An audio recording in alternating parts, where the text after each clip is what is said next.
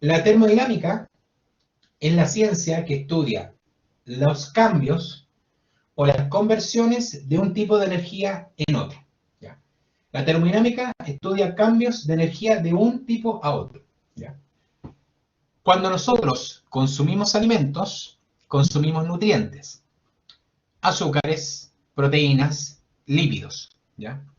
Esos nutrientes se digieren y los nutrientes pasan a las células. Y las células los convierten en energía. ¿De acuerdo? Los nutrientes a nivel celular son convertidos en energía química. Todos los sistemas biológicos siguen las leyes de la termodinámica. Un sistema biológico sigue las leyes de la termodinámica. ¿Ya? De hecho, los sistemas biológicos se consideran como sistemas abiertos. Un sistema biológico es un sistema abierto. ¿De acuerdo? En los sistemas biológicos, ¿ya? En los sistemas biológicos, el sistema abierto comparte energía y materia con lo que lo rodea, que sería el entorno. ¿Ya? Entonces nosotros somos sistemas abiertos, compartimos materia y compartimos energía con el entorno. La termodinámica, la termodinámica tiene dos leyes fundamentales. La termodinámica tiene dos leyes fundamentales. La primera ley explica que la energía no se crea ni se destruye, solo se transforma. En la primera ley aparece un concepto definido como entalpía. En la primera ley tengo la entalpía. La entalpía se define con la letra H. H es para entalpía. La entalpía es el contenido o cantidad de energía de un sistema de reacción. La entalpía es técnicamente la energía interna de un sistema. La entalpía es la energía interna de un sistema. Esta entalpía se mide en forma de calor. La entalpía siempre se mide como calor. ¿Ya? En un sistema, la entalpía puede ser positiva o la entalpía puede ser negativa. La entalpía puede tomar valores. Un sistema puede tener una entalpía positiva, como también podría tener una entalpía negativa. Por regla, cuando tengo una reacción exotérmica, recuerden química general, en una reacción exotérmica, exo significa hacia afuera. En una reacción exotérmica, el sistema libera energía. Entonces, en una reacción exotérmica, el sistema libera calor hacia afuera, hacia los alrededores. Cuando un sistema libera calor, en una reacción exotérmica, el valor de entalpía es siempre negativo. La liberación de energía permite asociarle un valor de entalpía que es negativo. ¿Ya? La entalpía acá se mide con un valor definido como delta H, diferencia de entalpía. La entalpía del producto menos la entalpía del reactante toma un valor negativo. Entonces, por convención, en una reacción exotérmica, siempre se libera calor y el valor de entalpía de la reacción es negativo. Es un valor numéricamente negativo. Pero cuando tengo un sistema endotérmico, endo hacia adentro, ¿ya? Endo significa adentro. En un sistema endotérmico, la reacción absorbe energía del medio. Cuando la reacción sucede, absorbe calor del medio. Cuando se absorbe calor, el valor de entalpía se le asocia un signo positivo. En una reacción endotérmica, gano calor y el delta H, que es la diferencia de entalpía, y el delta H, que es la diferencia de entalpía entre el producto menos el reactante, se le asocia un valor positivo. Entonces, ojo, en termodinámica, exotérmico libera calor, delta H negativo, endotérmico gana calor, delta H positivo. Esa es la primera ley, entalpía. La segunda ley hace referencia a que Si un proceso ocurre espontáneamente, la entropía del proceso aumenta y es máxima cuando se acerca al equilibrio químico. Entonces, la segunda ley habla de un valor denominado, habla de un concepto denominado entropía. La segunda ley dice la entropía del universo va en aumento. Así es la segunda ley. La entropía del universo va en aumento. La entropía es un concepto ya que corresponde a el grado de desorden. La entropía no es más que el grado o el nivel de desorden de un sistema. La entropía se abrevia con la letra S. Entalpía es la H, entropía es la letra S. La entropía, como grado de desorden, es bien simple de visualizar. Tengo un sistema en donde están todos los puntitos separados. Esto significa que tiene un nivel de entropía alto. Si todos esos puntitos se juntan y se ordenan, este nivel de entropía es bajo. ¿Ya?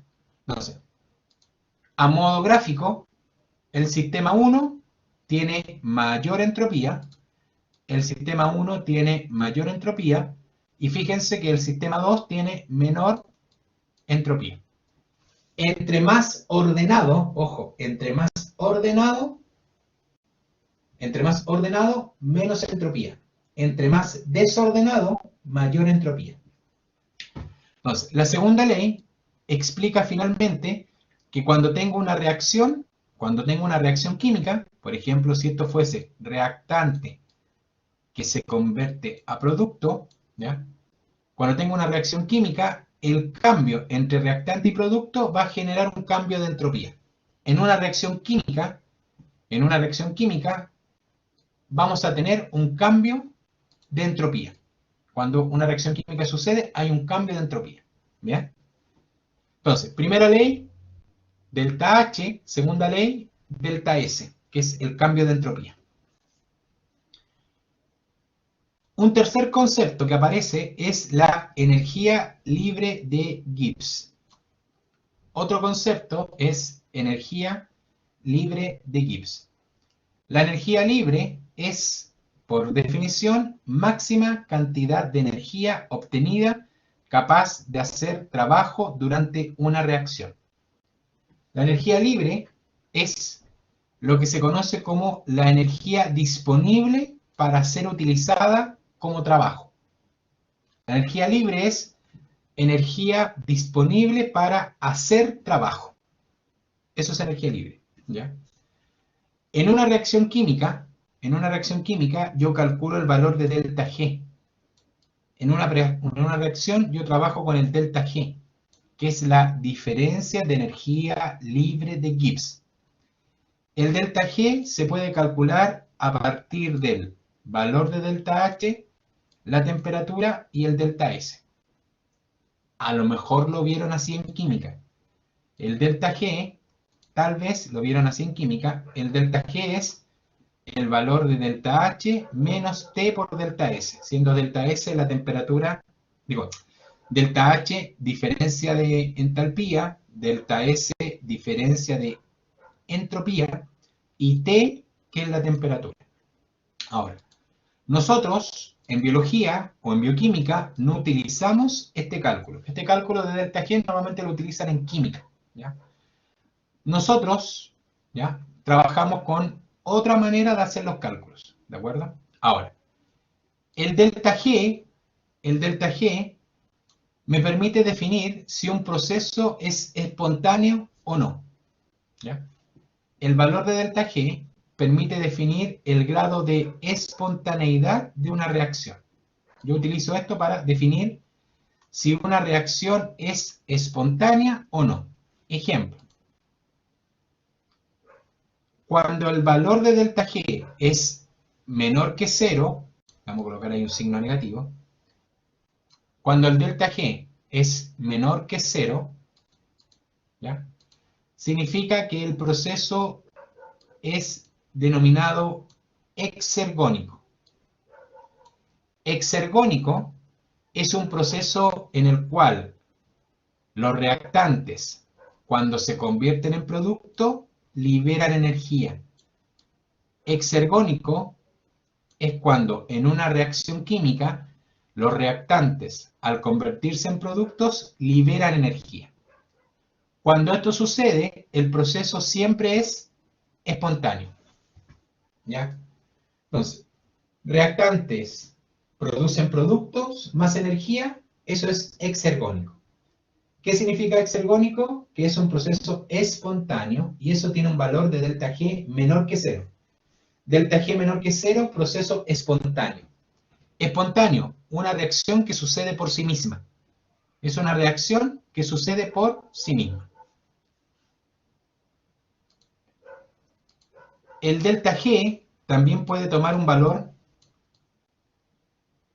positivo. El delta G puede tomar un valor positivo.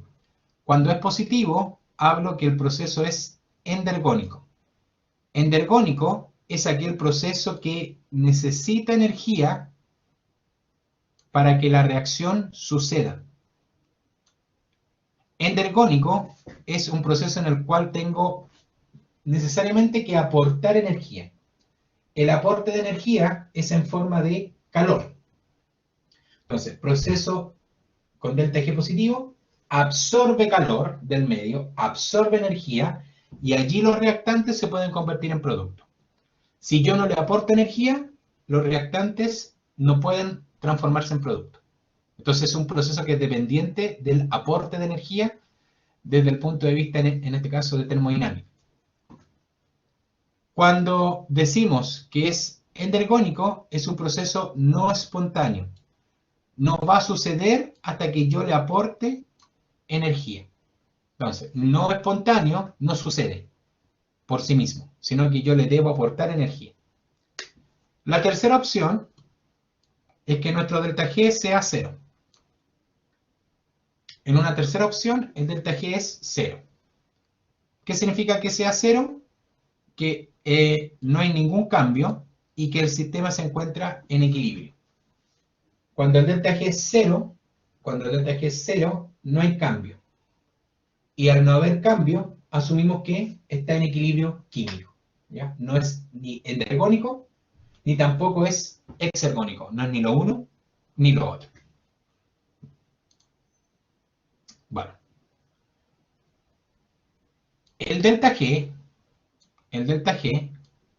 el valor de delta G, es la variación de la energía libre de Gibbs.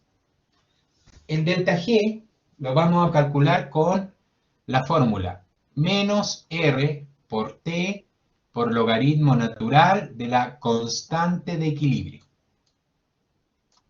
El delta G de una reacción va a ser menos R por T por logaritmo natural de la K de equilibrio.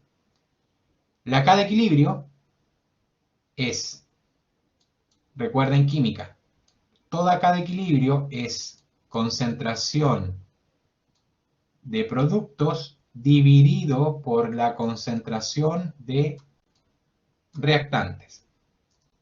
Por ende, en una reacción química yo tengo que tener reactantes que se convierten en productos. Entonces, en una reacción, A más B se convierten en C más D. La constante de equilibrio del proceso, vendría a ser concentración de productos dividido por concentración de reactantes. En este ejemplo sería C por D dividido por A por B. Cada uno de ellos está elevado a su índice estequiométrico. Ecuación equilibrada. A partir del valor de la constante de equilibrio, yo puedo calcular el valor del delta G, que es la diferencia de energía libre de Gibbs.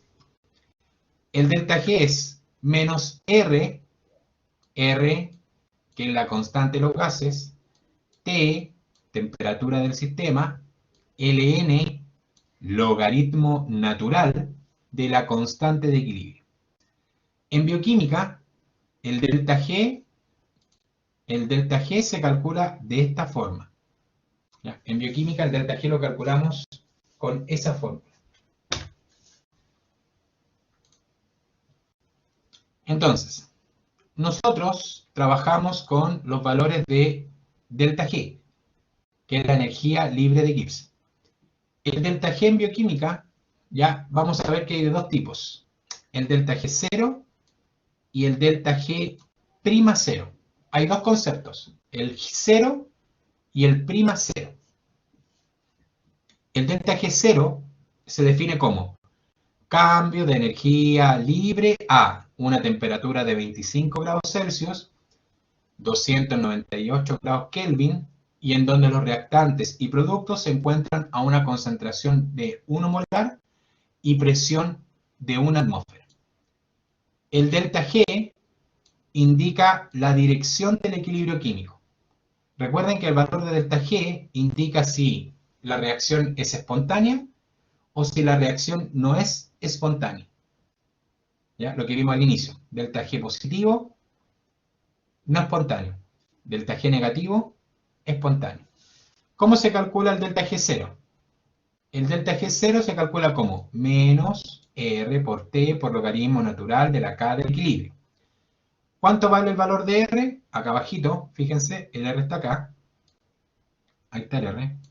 R, constante de los gases, es 1,987 calorías por mol a la menos 1 por grado Kelvin a la menos 1. O 8,314 Joule por mol a la menos 1 por Kelvin a la menos 1. Aquí está el valor del R, que es una constante numérica. T, dijimos que era la temperatura del sistema.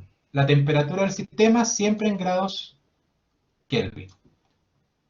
Ln, logaritmo natural, función matemática. ¿Ya? Catalina, dime.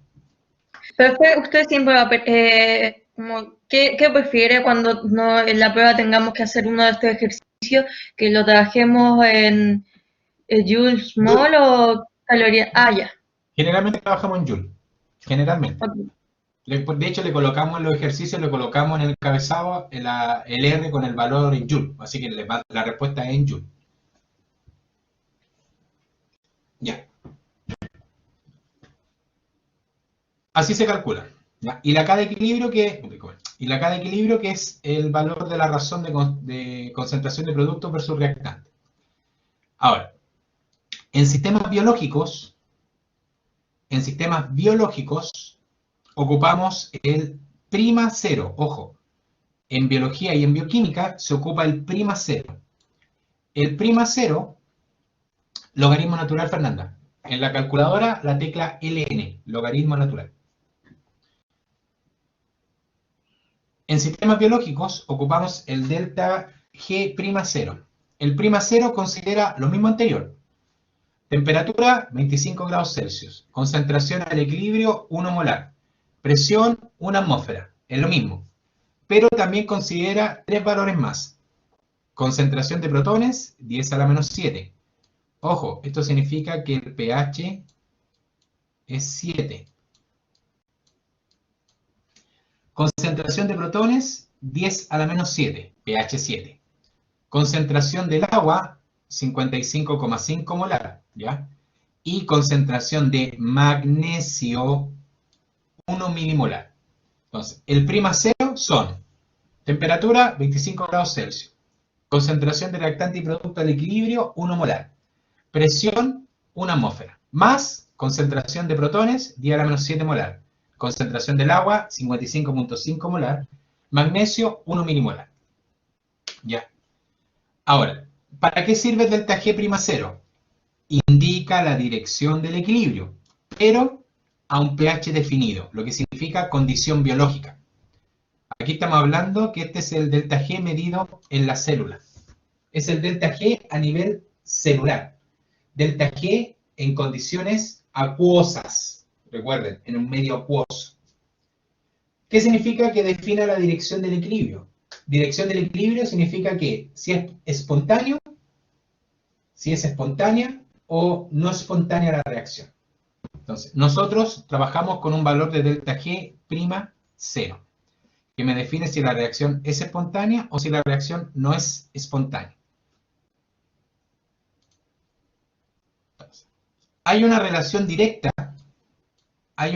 directa entre el valor de delta G'0 y la constante de equilibrio. ¿Ya? Hay una relación directa entre el delta G'0 y la constante de equilibrio prima. Entonces, vamos a partir por este lado. El reactante se convierte en producto. Si es una reacción enzimática, hablo que el sustrato se convierte en producto. Ahora, yo puedo calcular la constante de equilibrio de esta reacción. La constante es concentración de producto dividido por concentración de sustrato. A partir de la constante, yo calculo el valor de delta G. El delta G'0 es menos R por T por logaritmo natural de la constante de equilibrio. ¿Ya? Y este es el cálculo de delta G. Así lo vamos a hacer en los ejercicios de la prueba.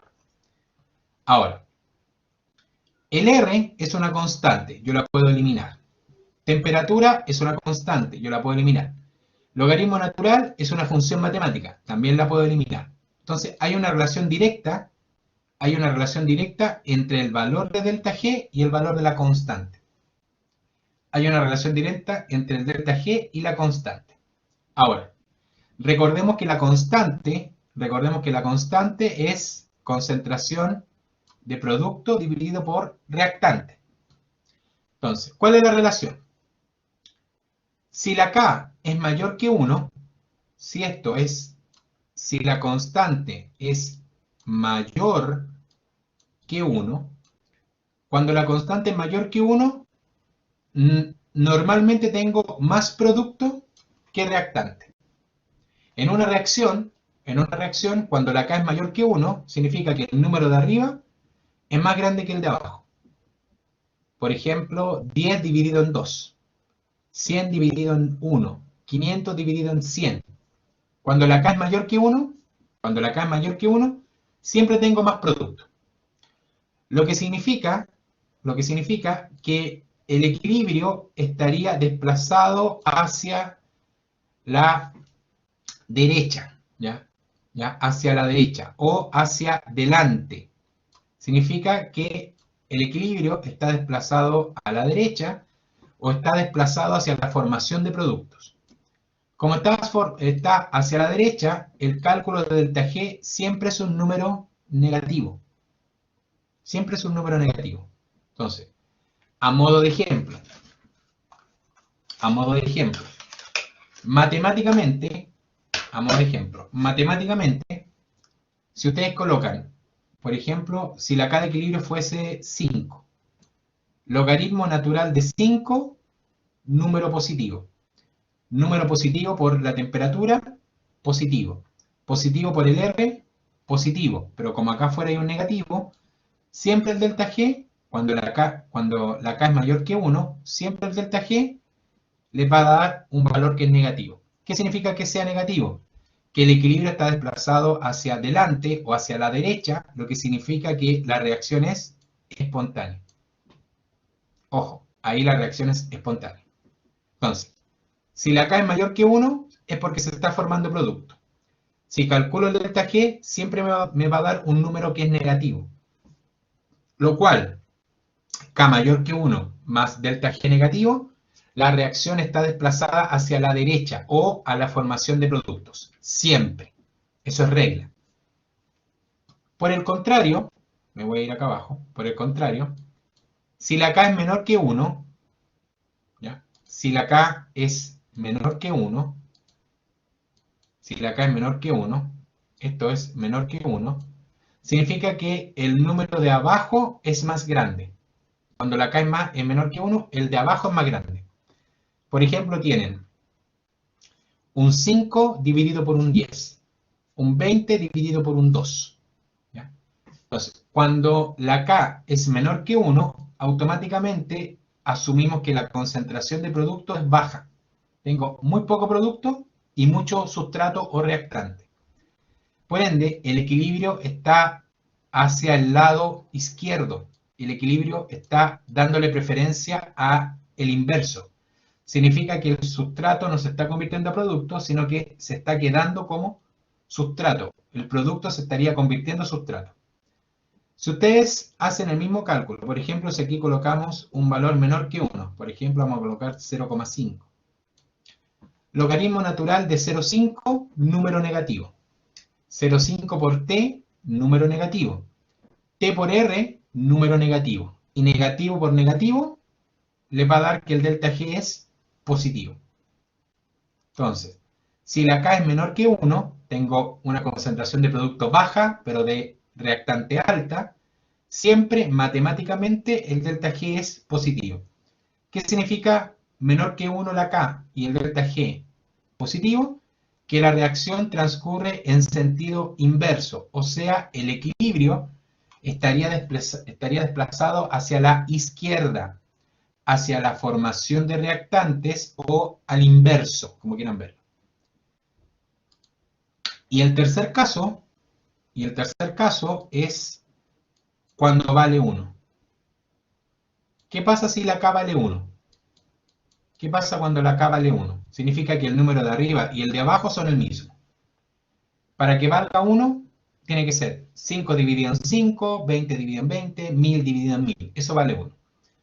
Si calculamos con una constante de equilibrio igual a 1, logaritmo natural de 1, 0. 0 por t, 0. 0 por r, 0. 0 por negativo, 0. Por ende, cuando la K vale 1, el delta G siempre vale 0. 0 significa que el sistema está en equilibrio. No está ni desplazado a la derecha, ni está desplazado a la izquierda, sino que está al medio, no se mueve. ¿Ya? Entonces, cuando la K vale 1, el delta G siempre vale 0. Y un delta G 0 significa en equilibrio, nada más. Ahora, lo que más importa en una relación es que si tengo negativo el delta G, es espontáneo. Si el delta G es positivo, hablamos de no espontáneo. Recuerden siempre eso. Negativo transcurre hacia la formación de productos, el proceso es espontáneo. Positivo, el proceso se devuelve hacia los reactantes y eso va a implicar que es el delta G positivo, implica que el proceso es no espontáneo. ¿Bien? Ya. Ahora, más cálculos.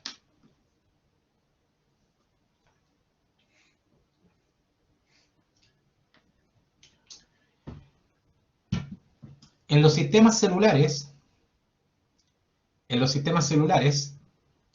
las reacciones ya sufren lo que se denomina acoplamiento. A nivel celular, las reacciones se tienden a unir entre sí, lo que se denomina acoplamiento. ¿Ya? Las reacciones se acoplan. ¿Qué significa que una reacción se acople? ¿Ya? Una reacción acoplada implica que el proceso, ¿ya? Que el proceso comparte, en este caso, intermediarios, y que el proceso comparte, en este caso, los valores de delta G. ¿Ya? Entonces, las energías libres siempre son aditivas, significa que siempre las puedo sumar. Las energías libres son aditivas y se pueden sumar. Tenemos reacciones con delta G positivo, que son procesos endergónicos, y reacciones con delta G negativos, que son procesos exergónicos. La endergónica es no espontánea. La exergónica siempre es espontánea. La endergónica no sucede por sí misma y necesita energía para suceder. La exergónica sucede por sí misma y libera energía de manera espontánea. En un proceso biológico, las reacciones se tienden a acoplar. Acoplar significa que se juntan. Por ejemplo, una reacción es A produce B y eso tiene un valor de delta G1. B produce C, tiene un valor de delta G2. ¿Cuándo las reacciones se acoplan? Cuando tengo acoplamiento de reacciones. para que haya acoplamiento necesito cumplir con dos condiciones, en principio. Las reacciones, cuando se acoplan, deben compartir intermediarios. Las reacciones acopladas deben compartir intermediarios. Por ejemplo, A produce B, B produce C. Cuando las reacciones tienen intermediarios, se pueden sumar. Las reacciones acopladas, cuando comparten intermediarios, se pueden sumar. Y al sumarse las reacciones, también se suman los valores de delta G. Entonces, cuando las reacciones se acoplan, debo cumplir con dos condiciones. Condición 1, que hayan intermediarios. Condición 1, que haya intermediarios. Condición 2, que la suma de los delta G sea negativa. La suma de los delta G debe ser negativa. Esas son las dos condiciones para que las reacciones se acoplen. Intermediarios en común, sumatoria de delta G, negativos. Que el valor final sea negativo. Recuerden, ¿qué implica negativo? Que las reacciones sean espontáneas. Ejemplo. Glucosa 1-fosfato produce glucosa 6-fosfato más agua. ATP más agua produce ADP más PI. Entonces, estas dos reacciones en principio se pueden acoplar. Condición 1. Condición 1, comparten intermediarios. ¿Cuáles serían los intermediarios? Fíjense. Fosfato y fosfato están en lados opuestos. Agua y agua están en lados opuestos. Entonces, ¿las puedo sumar? Sí, condición 1, tienen intermediarios. Las sumé. Me quedaría ATP más glucosa da ADP más glucosa 6-fosfato. Primera condición, intermediarios. Segunda condición, delta G1 lo sumo con el delta G2. Sumo la primera reacción con la segunda. La primera tenía un delta G de 13.8 kJ por mol. Ahí está la pregunta de ustedes, trabajamos en kJ por mol. Y la segunda tiene un valor de delta G que es negativo. Lo sumo y me da un valor de 16.7 negativo. Esto es lo más importante. El valor es negativo. Entonces, ¿qué significa esto? ¿Las reacciones se pueden acoplar? Pregunta. ¿Las dos reacciones se pueden acoplar? Pregunta. Sí. ¿Por qué se pueden acoplar? Porque la suma de los delta G, dio negativo. ¿Qué pasa si la suma hubiese dado positivo? No se acoplan. Si la suma de los delta G les hubiese dado positivo, no hay acoplamiento. ¿De acuerdo? La suma positiva no genera acoplamiento. ¿Ya? Entonces, existen moléculas que transfieren energía. Existen moléculas que transfieren energía química. Ejemplo de moléculas que transfieren energía, el ATP. ATP, adenosín trifosfato, es un nucleótido. Está formado por una adenina, una ribosa, ¿ya? Y tiene 3 grupos fosfato. El ATP es la principal fuente de energía a nivel celular. El ATP, cuando se hidroliza, pasa de ATP a ADP. La hidrólisis lo convierte de ATP en ADP. Pierde un grupo fosfato. Eso tiene un valor que es de menos 30.5. Significa que es una reacción altamente exergónica. ¿Ya? La liberación del fosfato da un alto nivel de energía. Entonces, el ATP es una molécula energética que permite liberar energía y esa energía la ocupan otras reacciones que se acoplan a él. La mayoría de las reacciones que contienen ATP o ADP, la molécula que está es MgATP, que sería magnesio unido a ATP o magnesio unido a ADP. Los fosfatos tienen carga negativa. Los grupos fosfato siempre tienen cargas negativas. Y este fosfato tiene que ser estabilizado. El fosfato, para estabilizarlo, necesito cargas positivas. Por ende, en la naturaleza, el magnesio es muy importante. El Mg, el magnesio es un átomo que va a generar unión con las moléculas con carga negativa y forman complejos. Ahora, ¿por qué lo nombramos ahora? Porque el ATP y todas las moléculas que tengan fosfatos ATP y otras moléculas que contienen fosfato van a estar unidas con magnesio, formando complejos.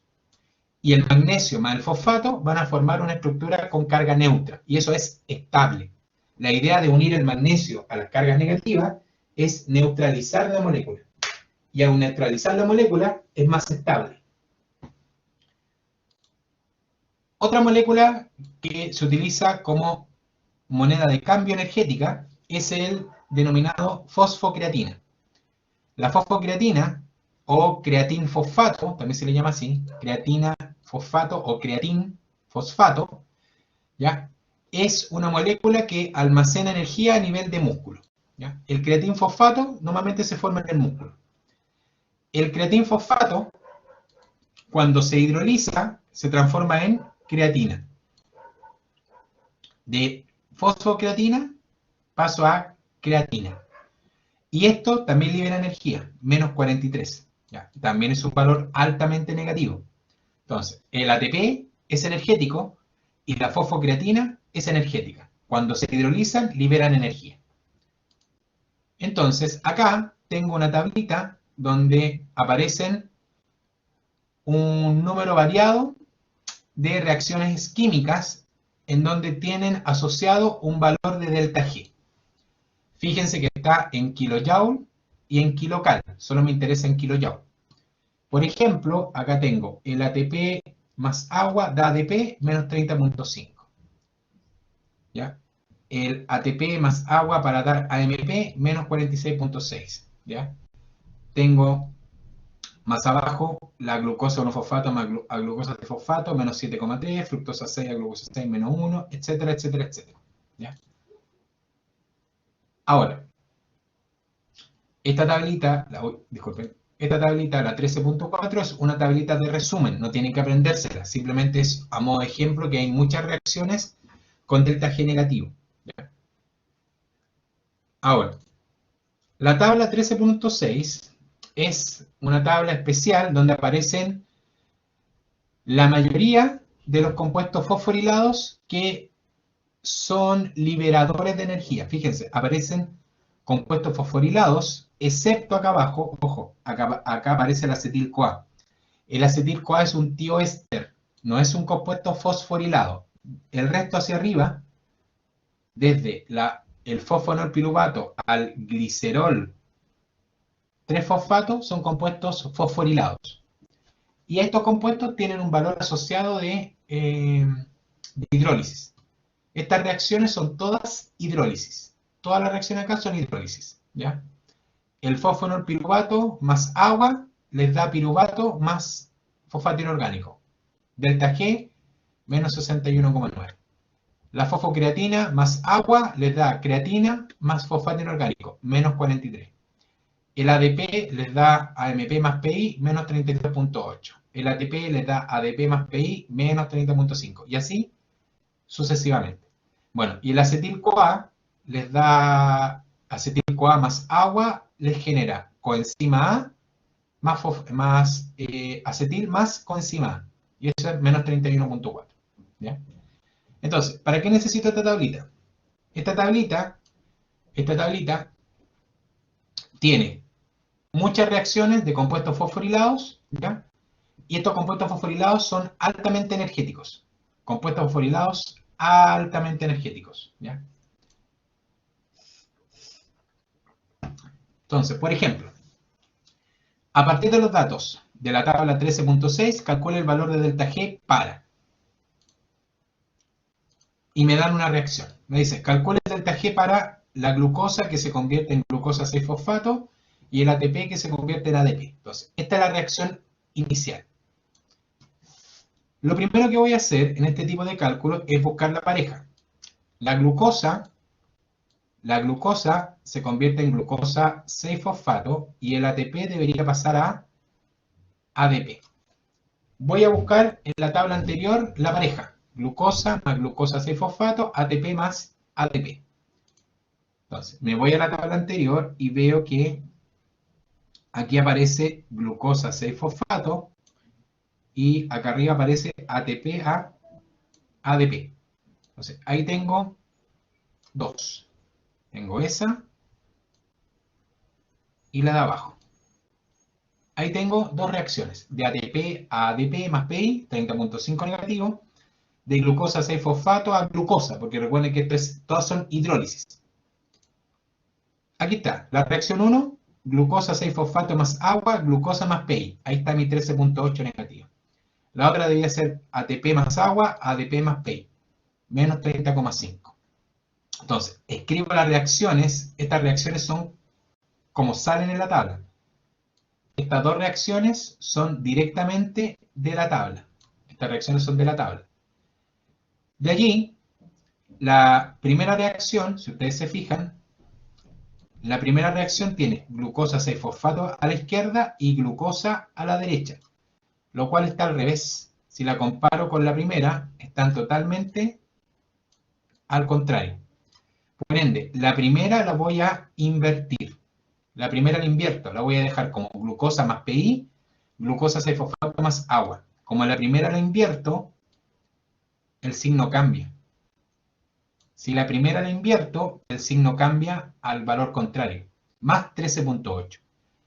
Como invertí la primera, me voy a fijar si debo invertir la segunda. La segunda es ATP a la izquierda, bien.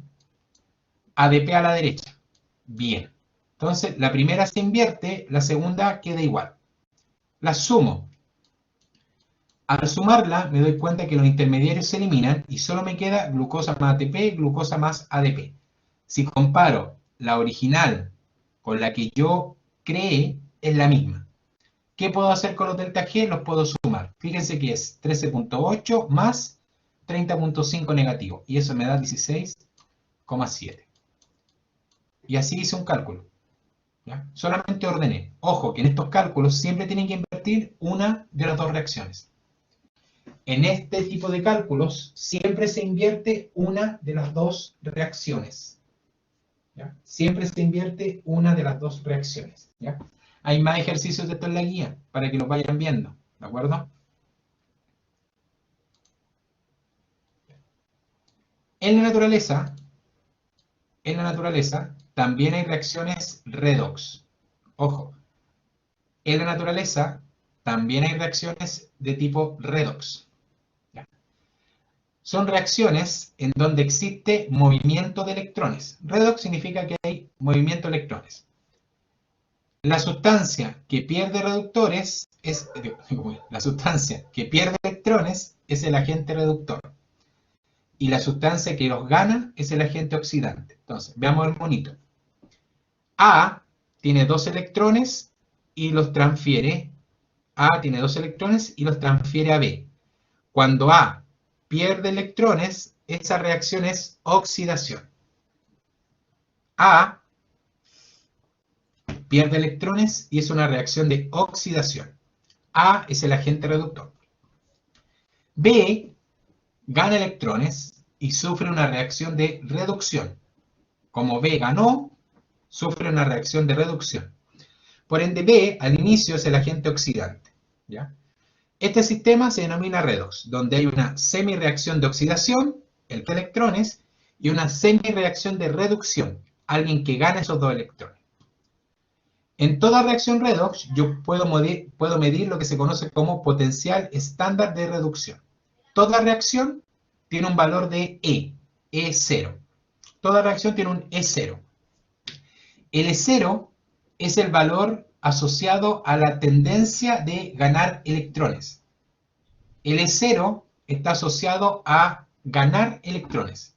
E0 asociado a ganar electrones. El E0 se mide en volt. El E se mide en volt. Entre más positivo, mayor tendencia a ganar. Ojo, el valor más positivo gana electrones. El valor negativo pierde electrones. Esa es la idea. Cuando yo comparo valores, el que es más grande numéricamente, más grande o más positivo, es quien capta electrones. El otro, el que es más chico o más negativo, es quien pierde electrones. Siempre es así. Acá tengo tablitas, acá tengo tablas con E0' en volt. Estas son tablas de reacciones biológicas. Acá hay reacciones biológicas con valor de E0. Entonces, todas las reacciones están escritas como semireacciones de reducción. Ojo, son semireacciones de reducción, ¿ya? Significa, en una reducción, significa que los protones, en una reducción, los protones y los electrones están al lado siempre izquierdo. En todas las reacciones de reducción nos vamos a encontrar con los protones y electrones al lado izquierdo. Si ustedes se fijan, todas las reacciones parten con valores positivos y después tengo valores negativos. La gracia de esto es recordar que entre más positivo, mayor tendencia a aceptar electrones, y entre más negativo, mayor tendencia a perder los electrones. ¿Para qué sirve esto? Los electrones siempre van a viajar del E más negativo a la reacción con el E más positivo. La gracia de esto es saber que los electrones van a saltar. Van a ir del más negativo van a ir del más negativo hacia el más positivo. Les coloco un ejemplo. Ya. Ojo, ojo. Este cálculo no lo preguntamos en la prueba. Es un ejemplo. Este tipo de cálculo redox no va en la prueba. Yo solamente se los voy a mostrar. Entonces, para la siguiente reacción tengo acetaldehído más NADH más protón produce etanol más NAD. El acetaldehído hace pareja con el etanol y el NADH debe ser la pareja del NAD. Ahí están las dos semireacciones. Entonces, escribo las reacciones de reducción. Entonces, acetaldehído más 2 protones más 2 electrones da etanol. ¿Y dónde diablo busco eso, profe? Acá. Acetaldehído más 2 protones más 2 electrones da etanol. 0,197. Ahí está. Está escrita en la tabla. La otra reacción debería ser NADH a NAD o al revés. Como no está la reacción de NADH a NAD, ¿ya? Está la reacción de NAD a NADH y tiene un valor de 0,320. Por ende la escribo igual como está en la tabla. NAD más 2 protones más 2 electrones, NADH. Las dos reacciones están escritas en formato de reducción. Los protones y los electrones están al lado izquierdo, están antes de la flecha. Ahora, una de las dos se tiene que invertir. Como tengo la reacción de arriba, la de acetaldehído está a la derecha, se mantiene. En cambio, el NADH tiene que estar a la derecha, el NADH tiene que estar a la derecha. La primera la mantengo, la segunda la invierto. Entonces, la primera va a ser reducción. ¿Por qué reducción? Protones y electrones a la derecha de la flecha. La segunda la invertí. Como la segunda la invertí en la oxidación, los protones y los electrones están a la izquierda. Si invertí una, el signo también se invierte. Ojo, si yo invierto la reacción, invierto el signo. Sumo y obtengo intermediarios en común que se eliminan, que son los electrones. Los electrones siempre son en común. Y obtengo un valor de delta E. Y ese valor de delta E en este caso me dio un valor positivo. ¿Ya? No se compliquen porque esto solamente se los voy a explicar a modo de ejemplo. No lo vamos a preguntar en la prueba con cálculos. Ahora, ¿puedo obtener el delta G? Sí. El delta G en este tipo de reacciones se calcula con esta fórmula. El delta G en redox lo calculo como menos N por F por delta E. ¿Ya? Delta E 0'. N, número de electrones. F, constante de Faraday. Tiene dos valores. 23.000 calorías mol o 96.500 joule/mol. Si ustedes se fijan, vamos a ocupar el 96.500, porque eso vamos a trabajar en joule. Para la reacción anterior, había calculado un delta E de 0,123 volt. Voy a utilizar la fórmula que recién les mostré. ¿Ya? Delta G0 es igual a negativo, lo mantengo. N, número de electrones. El N siempre es 2. Siempre vamos a ver que el N es 2, en este caso. 2 electrones. F, 96.500. Y el valor delta E, 0,123. Y eso me va a dar un valor numérico que es 23.739 joule. Pero la gracia de esto La gracia de este cálculo es que se fijen que es negativo. El valor de este cálculo es negativo. Entonces, ojo, cuando el delta E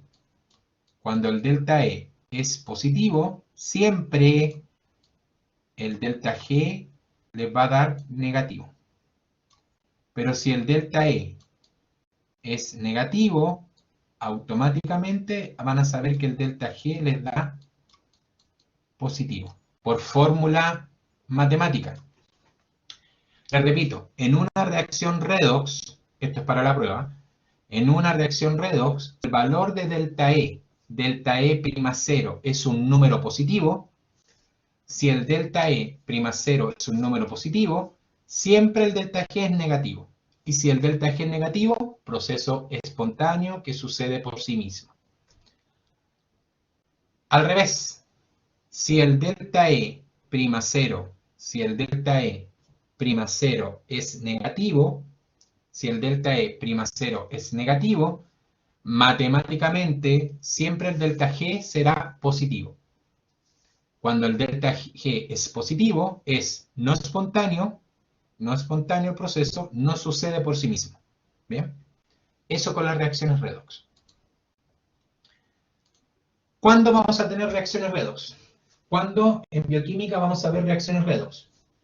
Vamos a encontrarnos con reacciones redox siempre que hayan coenzimas que transfieren o que transportan electrones. En las reacciones redox, siempre nos vamos a encontrar con NADH, que es un dinucleótido de nicotina, amida y adenina.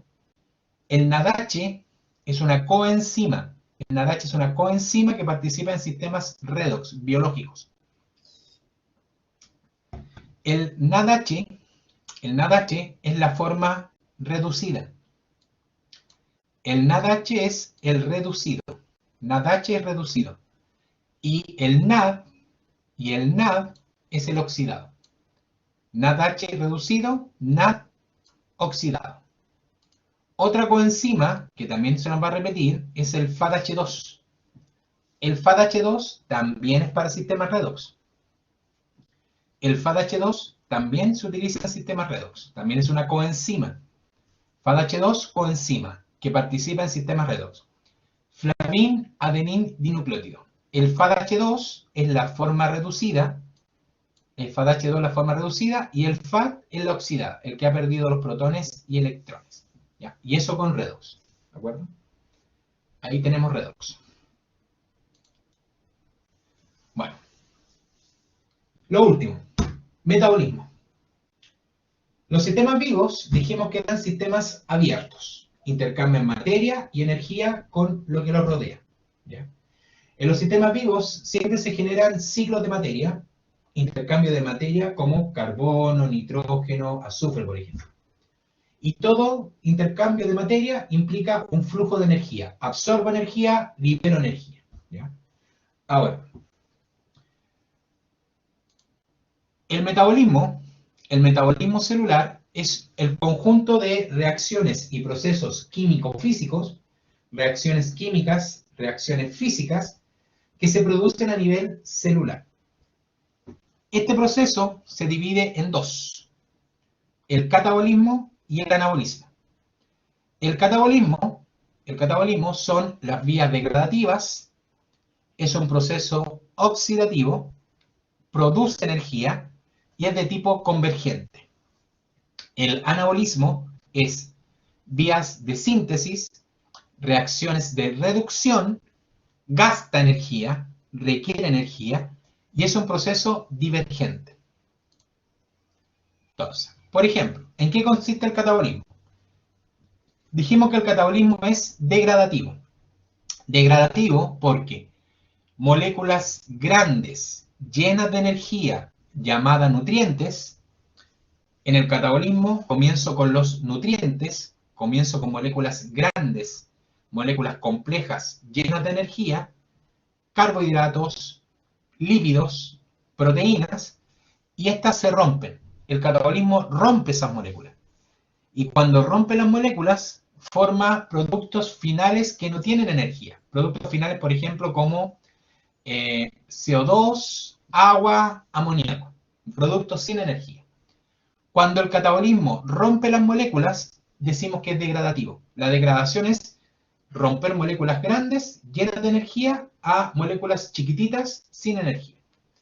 El catabolismo, cuando rompe moléculas, produce energía. El catabolismo produce energía. ¿Qué energía produce el catabolismo? ATP, GTP, que es lo más común. También produce moléculas reducidas. Ojo, el catabolismo es oxidativo. Oxidativo significa que las moléculas pierden, en este caso, electrones, se oxidan, ¿ya? ¿Qué moléculas obtengo acá? El catabolismo produce moléculas coenzimas como NADH, NADPH, FADH2. Produce esas, ¿ya? El anabolismo es lo contrario. En el anabolismo comienzo con moléculas pequeñas, formo enlaces y aparecen moléculas grandes. Moléculas pequeñas se unen entre sí y forman moléculas grandes. Entonces, el anabolismo es síntesis. Cuando realizo anabolismo, realizo síntesis. Moléculas pequeñas, llamadas precursores, aminoácidos forman proteínas. Azúcares, polisacáridos. Ácidos grasos, lípidos complejos. Bases nitrogenadas, ácidos nucleicos. Formo moléculas. Eso es sintético, de biosíntesis. Para sintetizar, tengo que formar enlaces. Para formar enlaces, gasto energía. Entonces, ojo, el anabolismo gasta energía. Gasta ATP, forma ADP más fosfato. Gasto NADH, formo NAD. Gasto NADPH, formo NAD. Gasto FADH2, formo FAD. Entonces, el anabolismo es biosíntesis, gasta energía para formar nuevas moléculas, ¿ya? Y produce NAD más, FAD más. Produce coenzimas oxidadas, que es lo contrario. El anabolismo, primero, el catabolismo es convergente. Catabolismo es convergente. Significa que parto de distintas moléculas, por ejemplo, puedo partir de un fosfolípido, un triglicérido, almidón, glucógeno, sacarosa, etc. y llego a un destino común. Dime, Constanza. Escríbeme conmigo, dime.